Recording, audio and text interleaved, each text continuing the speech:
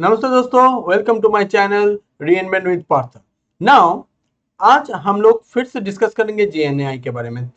Already last video में हम लोग देख के आए कि व्हाट इज जेएनएआई, जेएनएआई है क्या और ये किन लोगों के लिए कैसे यूजफुल है। जैसे कि हमको पता चल गया है कि GenAI is for everyone, for each kind of professional and educational purpose. तो आज हम लोग देखेंगे कि ये जेएनएआई को हम अपने लाइफ में कैसे यूज करें, कैसे एआई को आज के डेट में 2026 में अपना लाइफस्टाइल में एआई को इम्प्लीमेंट करके अपना लाइफस्टाइल को और इजी बनाएं और क्विक बनाएं और जैसे कि होता है कि अर्निंग बोलिए या फिर लर्निंग बोलिए, किसी भी जगह पे आप जगह पहले लर्निंग उसके बाद अर्निंग ऑब्वियसली, तो लर्निंग बोलिए या फिर अर्निंग बोलिए, किसी भी जगह पे आप जाइए ये दोनों ही आता है। और ये दोनों को कैसे और क्विकली यूटिलाइज और यूज करके अपना सारा काम यूजिंग एआई कर पाए। तो चलिए देखते हैं डिटेल में। और ये जो कंसेप्ट है, ये जो जेएनएआई का कंसेप्ट है, ये जेएनएआई का कंसेप्ट को यूज करने के लिए जो कंसेप्ट आज हम लोग डिस्कस करने जा रहे हैं वो होता है प्रॉम्प्ट इंजीनियरिंग। तो ये प्रॉम्प्ट इंजीनियरिंग है क्या? तो पहले पॉइंट जो आता है, व्हाट इज प्रॉम्प्ट इंजीनियरिंग। चलिए, तो यहाँ पे एक पॉइंट आ रहा है, व्हाट इज प्रॉम्प्ट इंजीनियरिंग अगर डिस्कस करना है तो पहला जो टर्म यहाँ पे है इंजीनियरिंग। तो ये क्या, इंजीनियरिंग टर्म जब आ ही गया है तो मतलब आपको नॉर्मली आपको लगता है कि ये एक शायद बहुत ही engineering, mathematics, computer science, computer programming, coding related कुछ होगा जो हमको सीखना है। सबसे पहला बात मैं बोल रहा हूं, ये जैसे हम एक दूसरे से बात करते हैं, लिखते हैं, एक लेटर लिखते हैं, किसी को कुछ करने के लिए एक इंस्ट्रक्शन देते हैं, ये हो गया वही का। तो आप दूसरा क्वेश्चन अभी करोगे, अगर ऐसा ही बात करने वाला या फिर लिखने वाला लैंग्वेज, नॉर्मल लैंग्वेज का काम है ये, तो ये सीखना क्या है और यहाँ पे इंजीनियरिंग वर्ड क्यों आया है, राइट? तो इंजीनियरिंग वर्ड इसलिए आया है क्योंकि इंजीनियरिंग वर्ड को हम लोग बहुत सदियों से गलत इस्तेमाल करते हुए आ रहे हैं कि इंजीनियरिंग मतलब मैथमेटिक्स, कंप्यूटर, फिजिक्स, केमिस्ट्री, बहुत कुछ एकदम भारी भारी चीज नहीं है। इंजीनियरिंग मतलब किसी भी चीज को समझना, डिटेल में समझना। तो इंजीनियरिंग यहाँ पे, और ये एक मशीन को आप ऑपरेट कर रहे हो अपने नॉर्मल लैंग्वेज में, या फिर आप कुछ लिख रहे हो या फिर बोल रहे हो, वो यूज करके आप एक मशीन को चला रहे हो। तो मशीन तो इंटरनली बहुत कुछ काम कर रहे हैं, वहां पे मैकेनिकल हो रहा है, चाहे एक रोबोट क्यों, एक रोबोट को अगर आप इंस्ट्रक्शन दे रहे हो वो काम कर रहा है, आप अपना लैंग्वेज में दे रहे हो, लेकिन आपको इंस्ट्रक्शन देने का तरीका आना चाहिए। जैसे कि बहुत सिंपल सा सोचिए, आप एक बिजनेस ओनर हो या फिर आप एक कंपनी का कोई भी एक लीड पोजीशन में हो, आप अपना जूनियर को या फिर अपना एम्प्लॉय को एक इंस्ट्रक्शन देते हो, तो इंस्ट्रक्शन जितना क्लियर होगा, देखिए यहाँ पे ये वर्ड तो कंक्लूजन लिख ही सकते हैं, इंस्ट्रक्शन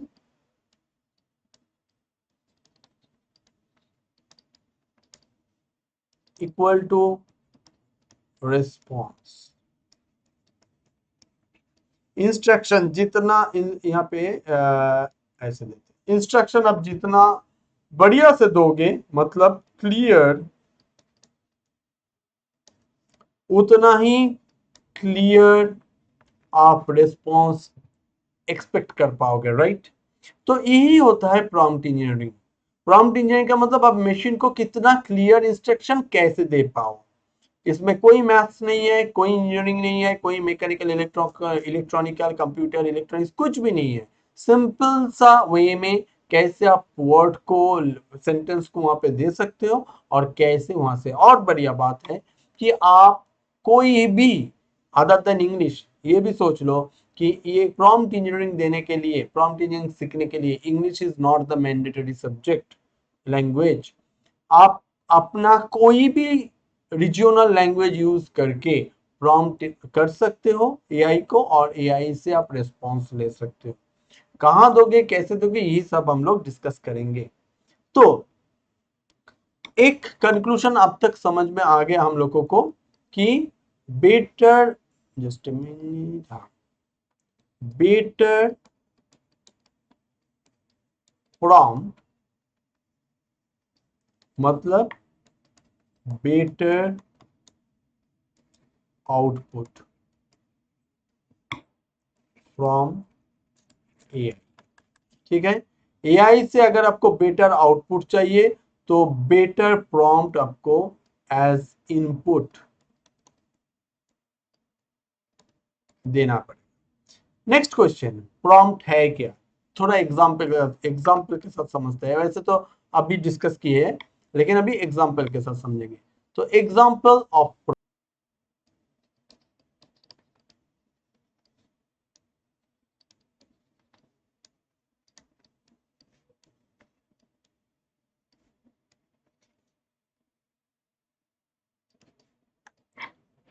यहाँ पे एक लाइन लिखा हुआ है जो इंग्लिश सीखने के पहले दिन से आप हम लोग सीखते हैं। Please give me a glass of water. अभी आप सोच रहे हो ये क्या प्रॉम्प्ट का एग्जाम्पल है? यही प्रॉम्प्ट का एग्जाम्पल। अगर आप ये पर्टिकुलर लाइन किसी एआई मशीन को देते हो, एआई मशीन मतलब हम लोग बोल सकते हैं ना रोबोट, हम लोग सुने हैं बहुत सदियों से कि रोबोट को कुछ बोलने से वो काम कर देता है। तो आप समझ लीजिए 2026 में वो दिन आ गया कि आप रोबोट को अगर बोलोगे, वो एक रोबोट है जो आपका बात सुनेगा और वही काम करेगा। अंदर में उसका मैकेनिकल, इलेक्ट्रॉनिकल, इलेक्ट्रिकल, कंप्यूटर, सारे इंजीनियरिंग चल रहा है, लेकिन आपसे वो लेगा सिंपल सा आपके लैंग्वेज में ये लाइन, आपके लैंग्वेज में। डोंट थिंक कि ये सिर्फ इंग्लिश में लेगा, हालांकि मैं यहाँ पे इंग्लिश में लिखा हूँ, आप अपने कोई भी रीजनल लैंग्वेज में बोल सकते हो। तो ये हो गया आपका प्रॉम्प्ट। अब रोबोट तो हमारे घर में सबके पास है नहीं, लेकिन सबके पास, सबके पॉकेट में जो मोबाइल है उसमें जेनीआई का कुछ टूल्स है। मैं कुछ टूल्स का नाम अभी बता रहा हूँ। कुछ टूल्स में दो पॉपुलर टूल्स है। तो जेनीआई टूल, ये जो जेनीआई टूल्स हमने लिखा, ये जेनीआई टूल्स हमारे मोबाइल या कंप्यूटर में रहता है आज के डेट में। तो जेनीआई टूल्स क्या क्या है? एक नंबर 1 में अगर हम लोग जाते हैं तो आ गया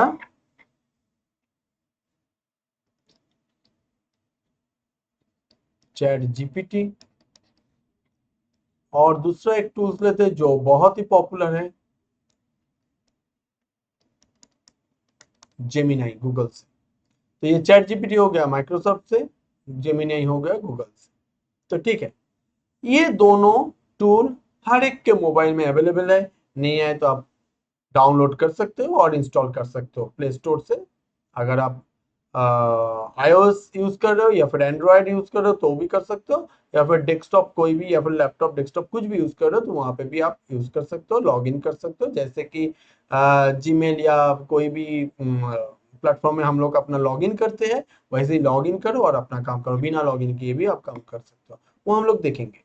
तो ये चैट जीपीटी को सपोज आपने बता दिया। अब देखिए, आपके पास रोबोट नहीं तो आप पानी नहीं मांग सकते, क्योंकि उसके लिए रोबोट जाएगा पानी लेके आपको देगा, वो तो नहीं पॉसिबल है। लेकिन कोई भी सॉफ्ट स्किल वाला काम आप इस मशीन से, इस एआई मशीन से, अपना कंप्यूटर या मोबाइल को ही जो एआई जेन एआई टूल दिया गया उससे कर सकते हो। जैसे कि चैट जीपीटी को अगर आप एक प्रॉम्प्ट दोगे कि चलिए एक एग्जांपल लेते हैं चैट जीपीटी का, जैसे कि राइट एन ईमेल। चलिए अभी देखिए, राइट एन ईमेल मैंने बोल दिया, किसको बोला? एक जेनीआई का टूल को। उससे क्या एक्सपेक्ट है? मैंने इंस्ट्रक्शन दिया तो ईमेल का एक फॉर्मेट एक्सपेक्टेड है, लेकिन मैंने क्या इंस्ट्रक्शन सही दिया? नहीं, ये इंस्ट्रक्शन गलत है। क्यों? राइट एन ईमेल मतलब क्या ईमेल? उसका कंटेंट क्या है, उसका सब्जेक्ट क्या है, उसको किसको भेजना है, किस बारे में लिखना है, क्या उसका टारगेट है, कुछ पता नहीं है। अगर कुछ पता ही नहीं है तो आप कोई किसी एम्प्लॉय को अगर यही बात बोलोगे तो वो थोड़ी ना कुछ लिख पाएगा। तो ये क्लियर इंस्ट्रक्शन नहीं हुआ, तो आपको फिर भी आंसर मिलेगा, लेकिन आप किस लिए चाह रहे हो वो नहीं पता है, तो वो आंसर शायद नहीं मिलेगा। तो इसके लिए आपको क्या लिखना पड़ेगा?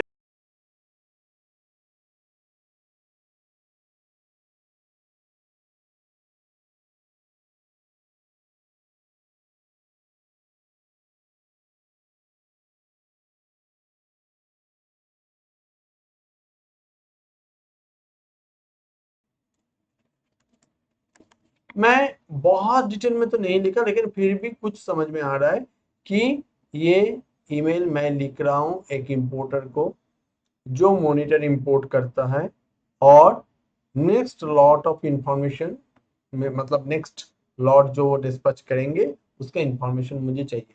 अभी भी ये क्लियर नहीं है, लेकिन फिर भी कुछ कंटेक्स्ट हमने यहाँ पे दिया है। तो अभी इससे हम कुछ बेटर रिस्पॉन्स एक्सपेक्ट कर सकते हैं, राइट? तो ऐसे ही हमको समझना है कि कैसे हम एक सही क्लियर प्रॉम्प्ट मेरा एआई मशीन को या एआई टूल को दूं और उससे एक सही रिस्पॉन्स मिले मुझे। तो इसके लिए हमारे पास कुछ टेक्निक्स है। तो techniques of prompting.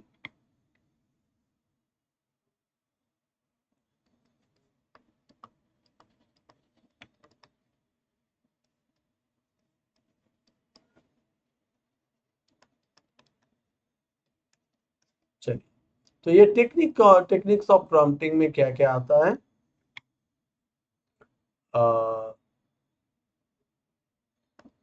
Number one ये आ गया, आपको एआई को एक रोल देना है। Give AI a role.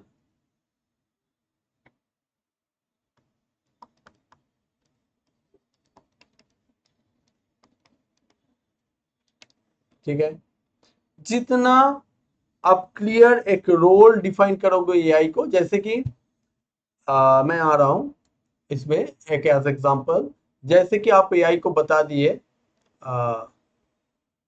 Think yourself as a manager of a company of a export company, और एक्सपोर्ट कंपनी का आप नाम भी बता दिए। ठीक है, तो think yourself as a manager of an export company. अब उसके बाद कंटेक्स्ट तो वो आ रहा है। नंबर टू,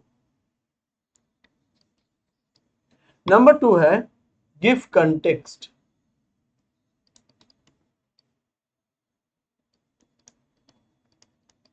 मतलब क्या हुआ, क्यों कर रहे हो, क्या कर रहे हो, क्या चाहिए, ये डिटेल बताओ एआई को। ठीक है, क्या तुम्हारा एक्सपेक्टेशन है, ये क्लियरली एक दो लाइन में लिख के दो, ताकि उसे समझ में आए कि किस लिए, किसके लिए, क्या चाहिए, सब कुछ उसे भी समझ में आए। ठीक है, तो नंबर थ्री होगा स्पेसिफाई द फॉर्मेट।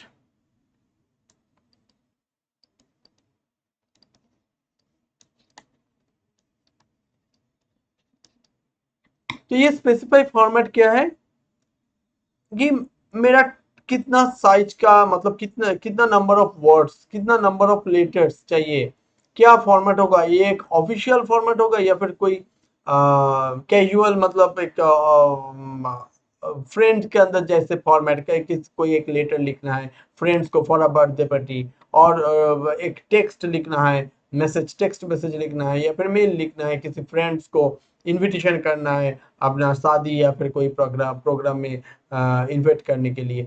तो ये होता है फॉर्मेट, मतलब एक तो होता है colour, text size, text style.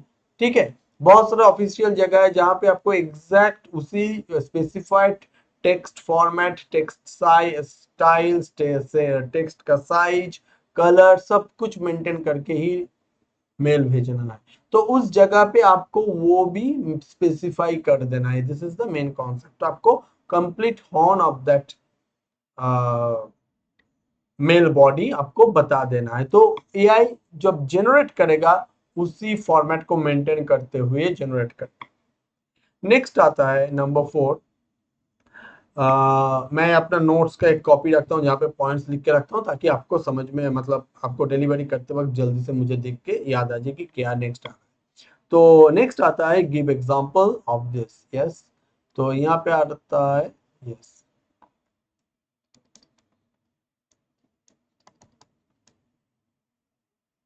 Give example. कि अगर आपके पास एक एग्जांपल है कि पहले आप कोई मेल भेजे हो किसी कंपनी में, तो उसका एक कंप्लीट बॉडी है और जो अप्रूव हो चुका है, जो भी काम के लिए आप भेजे थे वो अप्रूव हो चुका है, मतलब वो मेल बॉडी में कोई प्रॉब्लम नहीं था, एक अच्छा तरीका से लिखा हुआ था। तो आपके पास अगर वो है, उसका इमेज है, या फिर वो टेक्स्ट को कॉपी करके आप पेस्ट कर सकते हो। As example I am giving this below mail body with subject, ऐसे लिख के आप दे रहे हो कि एज एग्जाम्पल मैं दे रहा हूं, तो वो एग्जाम्पल भी एआई को दे दो। तो उसके लिए एआई के लिए वो समझो, जैसे कि आप एक ह्यूमन को देते हो ना, ह्यूमन आपका जूनियर है या फिर कोई एम्प्लॉय है, तो आप उनको डिटेल दे देते हो, एक एग्जांपल दे दो, देखो ये मैं भाई मेरा पहला का एक मेल है, ये मैंने मेल मैं आपको दे दिया, इसको देख के इसी फॉर्मेट में इनको ही इसी ऑफिस में मुझे मेल भेजना है, तो ऐसे फॉर्मेट में बनाओ भाई। अगर वो अच्छा बनाया तो अच्छा लगता है, तो सेम कंसेप्ट यहाँ पे अच्छा बनाएंगे। ये एआई ऑब्वियसली अच्छा बनाएगा, कोई शक नहीं, लेकिन आप कैसे एग्जांपल दिए उसके ऊपर। ठीक है। और उसके बाद जो मैं बोला था 5 टेक्निक है, तो 5 में से फिफ्थ टेक्निक हुआ आस्क स्टेप बाय स्टेप।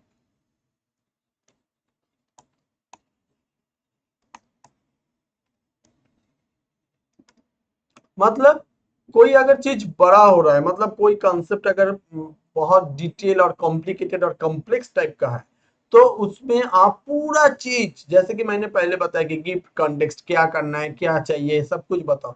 लेकिन पूरा स्टोरी अगर कॉम्प्लेक्स है, बहुत तरीके का उसमें रूल्स रेगुलेशन सोचने वाला चीज है, तो पूरा ही चीज एक बार में मत दे दो।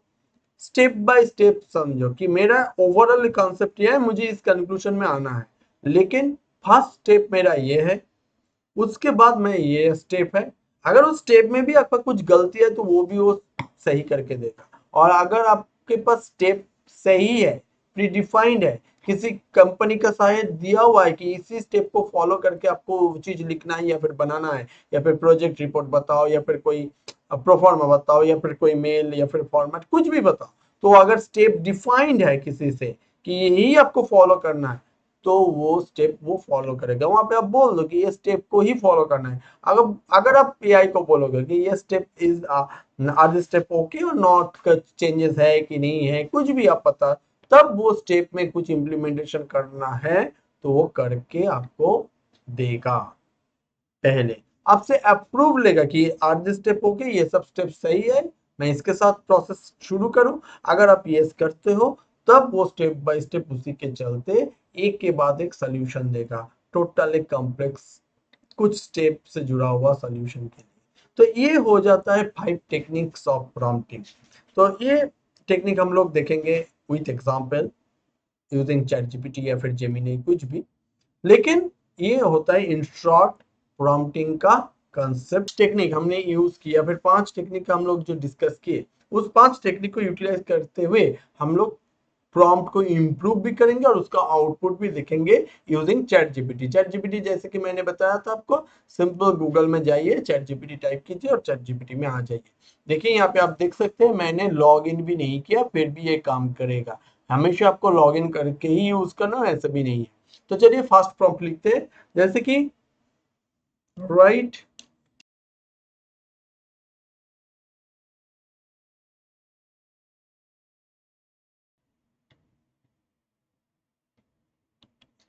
चलिए ये मैं प्रॉम्प्ट दिया, राइट अ लीव में। अब ये किस चीज का लीव है, किसको लिखना है, कुछ भी पता नहीं, फिर भी मैं यहाँ पे एंटर देता हूँ। तो यहाँ पे देखिए कुछ ना कुछ आ ही रहा है। डियर मैनेजर्स ने, dear manager name, I hope you are doing well, I would like to request state start date, end date, brief reason, example, personal reason, medical reason, family commitment. देखिए ये आपको दे रहा है जनरल, ये दिया नहीं है ऐसा नहीं, ये डायरेक्टली आप इसको यूज कर सकते हो, but you need to change, आपको चेंज करना है ये सब जगह, जो कि देखिए स्क्वायर ब्रैकेट के अंदर दिया भी हुआ है, आपको इतना भी करके दे रहा है कि वो स्क्वायर ब्रैकेट के अंदर क्या क्या चेंजेबल एरिया है वो ब्रैकेट में रख दिया है, आप खुद से चेंज करके दे दो। ये एक होता है। नंबर 2 दूसरा होता है, अब टेक्निक 1 में हम इसमें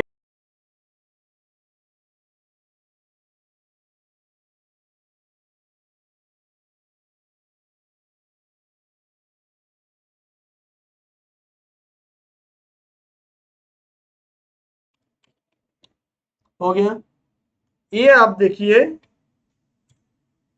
कैसे आता है। Leave request for tomorrow. Dear manager, I hope this message finds you well. I would like to request a leave for tomorrow. Date, reason, brief, everything. तो देखिए जब ये एक प्रोफेशनल एचआर कम्युनिकेशन बोल के मैं इसको एक रोल दे दिया तो उस हिसाब से ही इसने बनाया, लेकिन फिर भी यहाँ पे 4 टेक्निक अभी बाकी है जिससे हम इस प्रॉम्प्ट को और भी बेटर कर सकते हैं। तो चलिए देखिए प्रॉम्प्ट 2 क्या हो सकता है।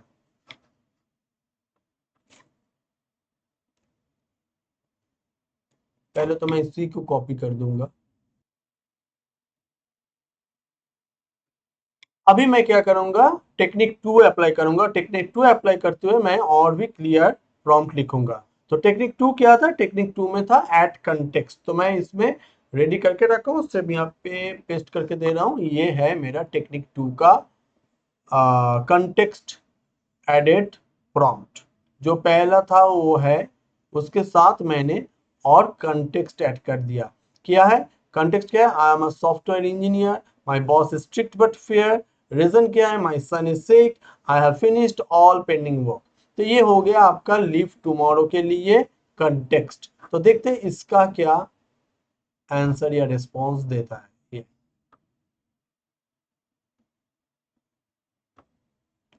देखिए मैनेजर नेम अभी तक मैंने दिया नहीं तो इसने लिखा नहीं। I hope you are doing well, I would like to request leave for tomorrow as my son is unwell and requires my attention. देखिए बहुत क्लियरली, और यहाँ पे देखिए ये भी लिख दिया, my current task and pending work are up to date, there are no outstanding deliveries and etcetera, in case urgent comes तो I'll remain reachable, everything दे दिया। फिर भी जो जगह अभी भी ब्लैंक है वो मेंशन। तो मैंने अभी क्या किया, टेक्निक 3 लगा के भी यहाँ पे पेस्ट कर दिया। वो क्या है, format, subject line included maximum 5 lines, polite but confident tone, and with available on phone. ठीक है, तो ये मुझे ऐड करना है फॉर्मेट भी। तो देखते हैं क्या आता है।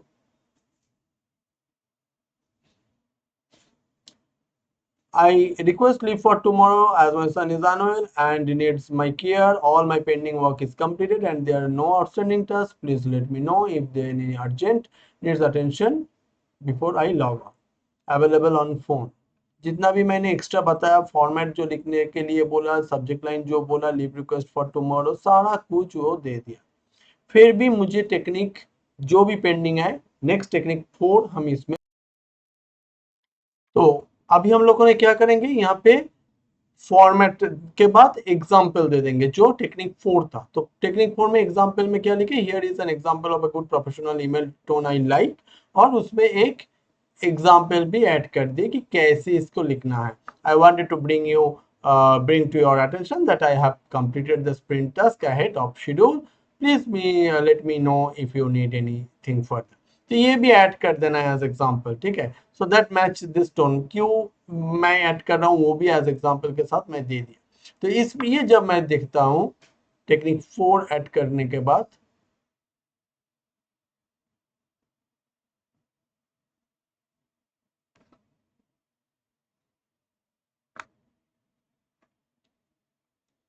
ये आपको 4 या 5 प्रॉम्प्ट ही देने देते हैं। ये मेरा 5 प्रॉम्प्ट हो गया तो यहाँ पे नहीं होगा अभी। ओके, चलिए ये सॉल्व हो गया। तो जब मैं देता हूं तो देखिए ये आ गया, ये Leave request for the dear manager name. I wanted to inform that you that I will be on leave tomorrow as my son is unwell and needs attention. I have completed all pending work and ensure that there are no outstanding tasks. Please let me know if anything needs to be addressed before then. तो देखिए available on phone जो मैं पहले दिया था वो भी है, जो एज एग्जांपल में मैं एग्जांपल के हिसाब से मैंने जो दिया वो भी आ रहा है, तो सारा कुछ आ रहा है, राइट। अभी फाइनली मुझे फिफ्थ वाला टेक्निक, तो मैं देखिए यहाँ पे फिफ्थ वाला भी यहाँ पे पेस्ट कर दिया, फिफ्थ टेक्निक लगा के भी, that is think step by step.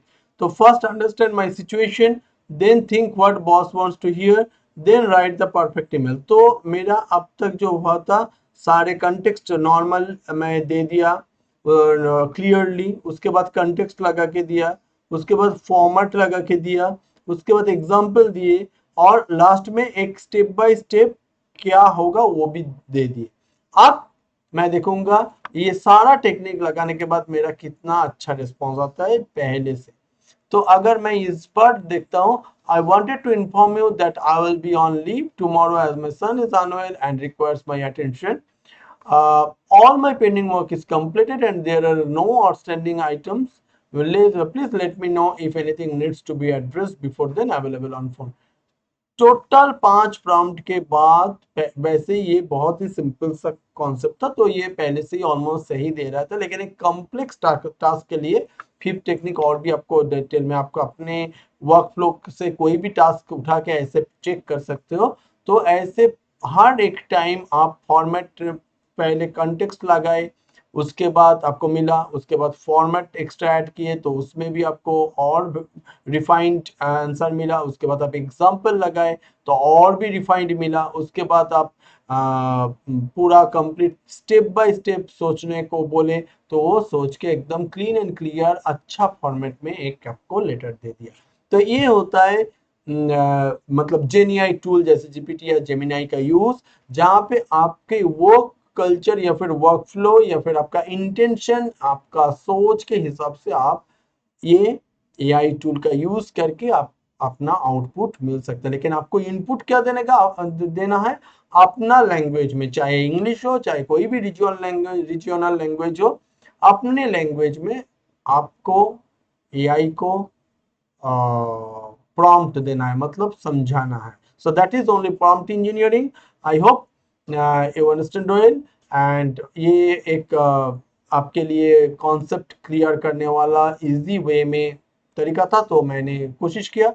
और इसके बाद आपको क्या लगता है 2026 में ये प्रॉम्प्ट इंजीनियरिंग क्या कोई स्पेसिफिक इंजीनियर्स के लिए या फिर किसी के लिए भी है? कोई भी इसमें आ सकता है, आपको क्या लगता है, हाँ या ना? जरूर लिखिए। दूसरा पॉइंट, आपको क्या लगता है 2026 में प्रॉम्प्ट इंजीनियरिंग सीखना, चाहे आप एक स्टूडेंट हो, चाहे आप एक वो मतलब एम्प्लॉय हो, चाहे एक एम्प्लॉयर हो, एंटरप्रेन्योर हो, कहीं पे भी आप काम कर रहे हो या फिर कुछ भी कर रहे हो, ये सीखना जरूरी है कि नहीं? आपको क्या लगता है? Please do comment. तो और उसके बेसिस में अगर कुछ और भी ऐड करना है तो मैं जरूर करूंगा और आगे आपको